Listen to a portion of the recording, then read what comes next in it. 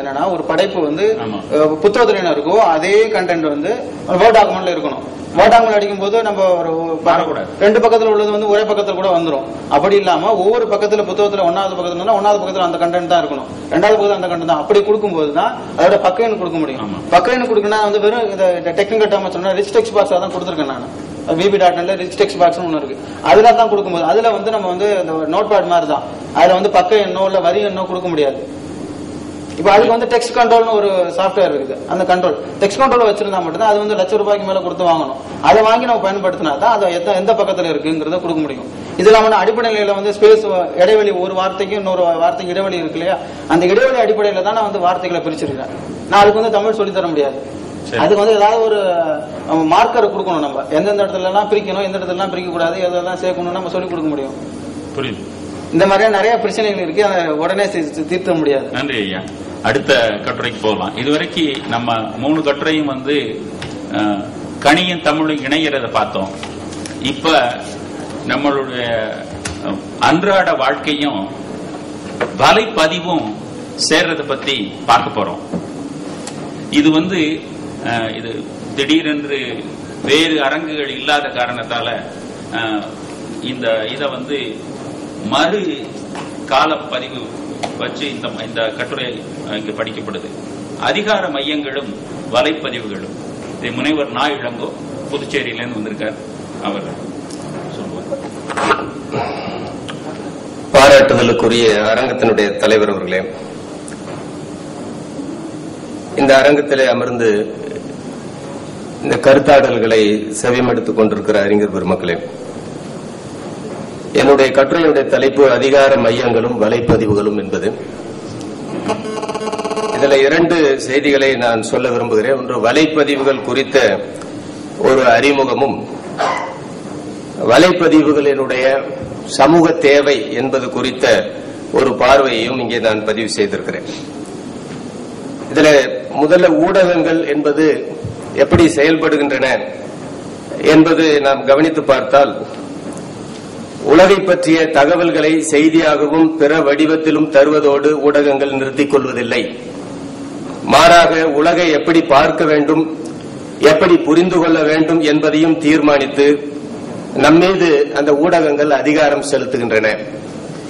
பொதுவா நம்ம மீடியாக்கள் என்ன செய்யுதுன்னா தகவல்களை கொடுக்குதுன்னு நம்ம நினைச்சுக்கிட்டு இருக்கிறோம். உண்மையில தகவல்களை கொடுக்கறதோடு அது நிறுத்திக்கல, அது நம்ம மேல ஒரு அதிகாரம் செலுத்துது. என்ன அப்படின்னா, இந்த உலகத்தை நீங்க எப்படி பார்க்கணும் அப்படிங்கறத ஊடகம் சொல்லுது. இந்த உலகத்துல நீங்க எதை பார்க்கணும் அப்படிங்கறதையும் ஊடகம் சொல்லுது.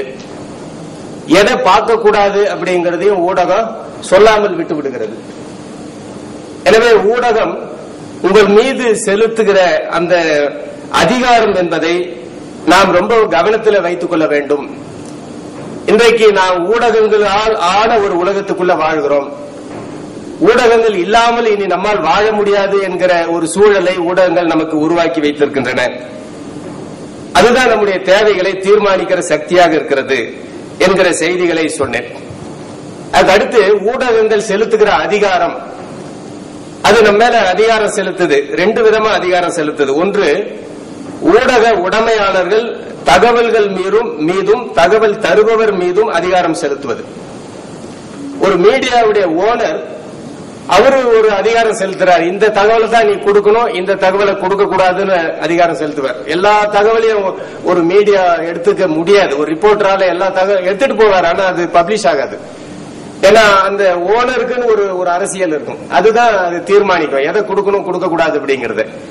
2வது அதிகாரம், அந்த தகவல்கள் உங்க மேல செலுத்துற அதிகாரம். நான் முதல்ல சொல்ற அதிகாரம் ஓனர் செய்தியின் மேல செலுத்துகிற அதிகாரம். 2வது சொல்லுகிற அதிகாரம் தகவல்கள் உங்கள் மேல் செலுத்துகிற அதிகாரம். தகவல் உங்க மேல சில அதிகாரத்தை செலுத்துது. எல்லா ஊடகத்திலையும் நீங்க பார்க்கலாம். ரொம்ப சுலபமா ஒரு உதாரணம் சொல்ல முடியும். ஊடகங்கள்லாம் சேர்ந்து செவப்பா இருக்கிறது அழகு அப்படின்னு ஒரு கருத்தை நம்மகிட்ட உருவாக்கி வைக்குது. எல்லாருக்கும் தெரிஞ்ச விஷயம் தான். ஒரு விளம்பரத்துல வருது, ஏன் கையில இவ்வளவு தேமல் இருக்கு, நாயோட விளையாடி இருக்கலாம், அது செஞ்சிருக்கலாம், எது செஞ்சிருக்கலாம், ஆப்ஷன்ஸ் எல்லாம் சொல்லிட்டு திடீர்னு ஒருத்தர் சொல்றாரு, ஆட்டோல அந்த பசங்களோட ஒட்டிக்கிட்டு போறாட அதுவா இருக்கலாம் அப்படிங்கிறார். அப்ப ஆட்டோல அந்த பசங்களோட ஓட்டிட்டு போறதுனா எந்த பசங்களோட அப்படிங்கறது ஒரு கேள்வி. அப்போ நீங்க அந்த குடும்பம் அந்த அமைப்பெல்லாம் நீங்க பாத்தீங்கன்னா ஒரு அப்பர் கிளாஸ் செட்டப்ல இருக்கும். அது வந்து அந்த பசங்களோட ஒட்டிட்டு போறது அப்படின்னா எல்லா மோஸ்ட் பேக்வேர்ட் அண்ட் எஸ்சி இவங்கெல்லாம் வந்து படிக்கிறதுக்கு ஒன்னா போறதுனால அவங்களோட ஒன்னா போகக்கூடிய ஒரு சூழல் உருவாயிருக்கு. அதனால அதுக்கு ஸ்கின் ப்ராப்ளம் வந்திருக்கலாங்கிற மாதிரியான ஒரு ஆழ்நிலையில போய் நம்ம கிட்ட சில வேலைகளை செய்கிறது. அதே மாதிரி இன்னொரு விளம்பரத்தில் நீங்க பார்க்கலாம், ஒரு சோப்பு, அந்த சோப்புல கடைசியா சொல்லுவாங்க கரை நல்லது அப்படின்னு முடிப்பாங்க. எப்படி கரை நல்லதா இருக்க முடியும்? அப்போ கரை நல்லது அப்படின்னா அந்த அந்த விளம்பரத்துடைய தொடக்க வடிவத்தை நீங்க பாத்தீங்கன்னா ஒரு பொண்ணு சட்டையில அழுக்காய் வருவா. அப்போ அப்பா சொல்லுவாரு அழுக்காய் வராளா, அப்ப அவ உலகத்தை வந்து அனுபவிக்க ஆரம்பிச்சுட்டான்னு அர்த்தம் அப்படின்னு, உலகத்தை பயன்படுத்திக்க ஆரம்பிச்சுட்டா அப்படின்னு. அப்போ கரைப்படுறதுங்கிறது உலகத்தை அனுபவிக்கிற விஷயம் என்பது போல ஒரு மனோநிலையை உண்டாக்குறது. இப்படி எல்லாம் வந்து ஊடகங்கள் நம்ம மேல அதிகாரம் செலுத்திக்கிட்டு இருக்குது. இப்படிப்பட்ட அதிகாரங்கள் மக்கள் மத்தியில வெகுஜன ஊடகங்கள் செலுத்திக்கிட்டு இருக்குது.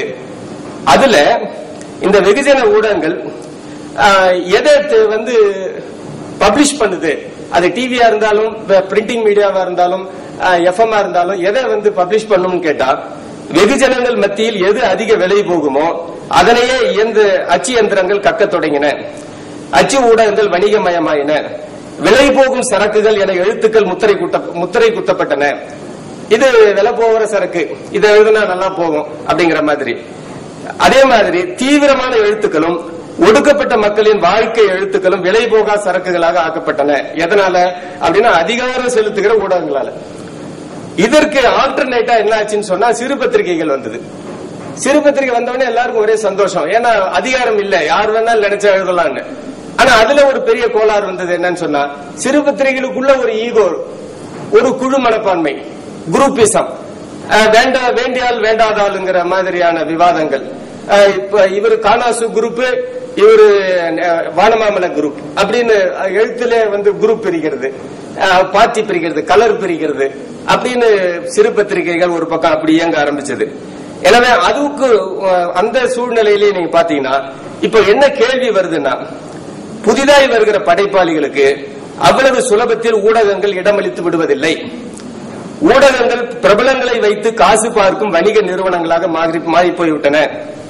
புதியவர் எழுத்துக்களின் மீது குழுவாதம், மதம், சாதி, கட்சி, இயக்கம், சித்தாந்தம் முதலான பலவும் அதிகாரம் செலுத்தும் மையங்களாக ஆயின. ஒருவர் எழுத்தின் மீது தேர்ந்தெடுத்தல், வடிகட்டுதல், திருத்துதல், நீக்குதல், சான்றளித்தல் என்ற அதிகாரம் செலுத்த பிறர் யார்? அவங்களுக்கு என்ன ரைட் இருக்கு? இதை செலக்ட் பண்றது இல்ல செலக்ட் பண்ண மாட்டேன்னு சொல்றது, அதை திருத்துறது. உங்க ஆர்டிகல்ல நான் இதை கட் பண்ணிட்டேன் சார்ங்கிறான். ஏன்? அது அவனுக்கு அவனுடைய அரசியலுக்கு பயன்படாத அல்லது அரசியலுக்கு எதிரான விஷயமா இருக்கும். அப்ப அதை கட் பண்றான், திருத்துறான், நீக்கிறான், சர்டிஃபை பண்றான். இதுதான் பிரமாதமான ஒரு படைப்புங்கிறான்.